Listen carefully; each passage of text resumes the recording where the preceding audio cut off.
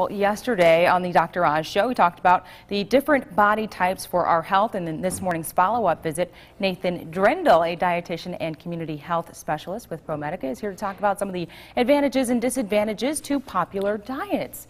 Nathan, thank you so much for joining us. No problem. Okay, popular diets are so big, especially in our society. You know, if a celebrity goes on a diet, whether it's the gluten-free or whatever it may be, it seems to be a growing trend. Exactly. And we see, especially like on Dr. Oz yesterday, eating for your body type. And as I watched the program, being a dietitian, we always stress moderation, eating whatever you want, but in moderation. You know, if you want to have that, I'm from Wisconsin, so they mentioned not eating cheese, and I kind of cringed at that because dairy is a very important part of our society.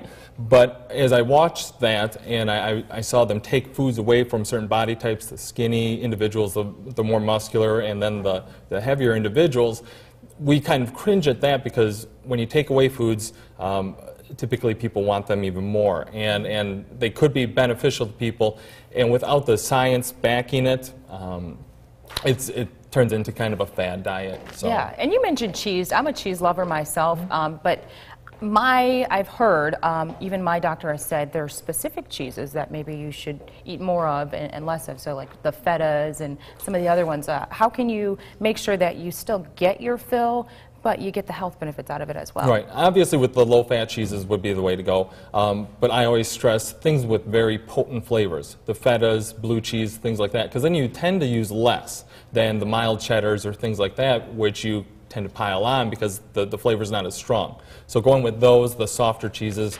instead of the harder cheeses, those would be the way to go there. Okay, interesting. Now, you're a dietitian. What about blood types? Is that important to mix that in? Because not every diet works for every specific person, even the different body types, but still blood types as well. Right. That's a growing science. The backing still isn't there, along with the body type.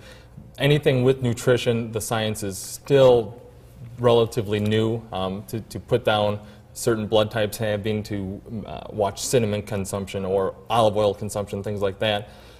The science just isn't there yet. It could be down the road, but nothing substantial to advocate for yet. Gotcha. Okay, so what type of diet should one follow if you're looking to lose weight, and then talk about if you're willing to maintain weight? Okay.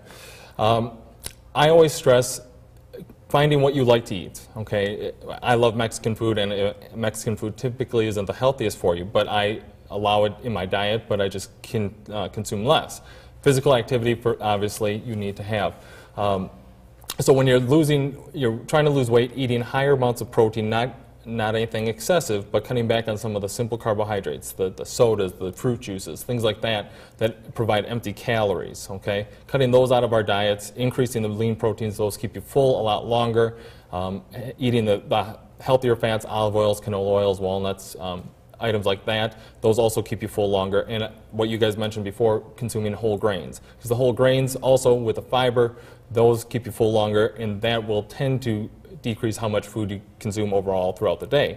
Then there's the physical component, and usually we always stress you have about 70% diet, 30% physical activity in terms of being a healthy individual. It's 70% diet, 30 physical activity. So hitting the gym, whether it be running, during an hour TV program, you have 20 minutes roughly of commercials, get down and do push-ups, jumping jacks, anything to get the body moving. Gotcha. All right. Very good information. So much more information that we didn't get a chance to talk about. Where can folks go, Nathan, if they're interested in connecting with you or getting more information? You can email me at nathan.drendel@promedica.org. Any diet question, I love it. You know, when I'm at my desk, if I get a random diet question or nutrition question, I love answering them, and you can reach me there. All right, Nathan Drendel, thank you so much for stopping by this morning. Very good information. It is 6:17 this morning. We have much more to come. Stay tuned. You're watching WNWO Today. We'll be right back on this Thursday morning.